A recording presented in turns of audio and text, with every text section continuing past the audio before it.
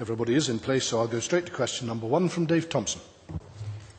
Thank you, Presiding Officer. To ask the Scottish Government how many projects were removed by ministers from the recommendations of the Strategic Transport Projects Review prior to publication. Stuart Stevenson. None. Ministers considered the recommendations from the Strategic Projects Review following the completion of detailed appraisal. Dave Thompson. Thank you, Minister.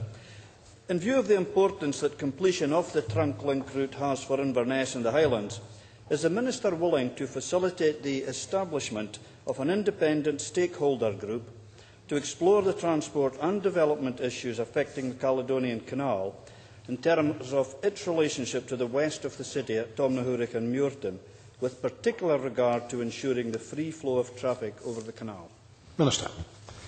It's very clear that partnership working will be an important part of delivering the trunk link route. I myself visited Tomnahurich on Monday and saw the circumstances of the western part of the connection. It's clear that the British Waterways Board, for which I'm responsible in Scotland, have to be key partners to this, as indeed, of course, the Council, who, when the SNP were part of the administration, provided the financial cover to allow the project to move forward.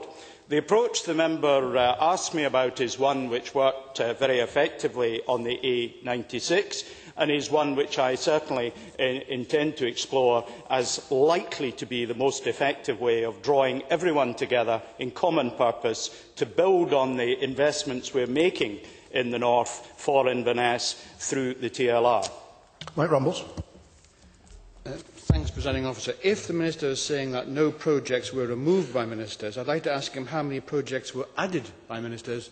If there were none added, does this mean that the Minister just took hook, line and sinker what the civil servants gave him? Minister. The important point about the Strategic Transport Projects Review is that it really comes in two parts. The first, and fundamentally the most important part, is the setting of a framework from which one can derive the projects that will be undertaken over a couple of decades. That is the most important thing. That is the point in which ministers were most fundamentally involved. And I think by setting that and having the political involvement in that and the involvement of wider stakeholders, we depoliticise the choice of projects and make it an analytical process, which of course ministers reviewed and participated in.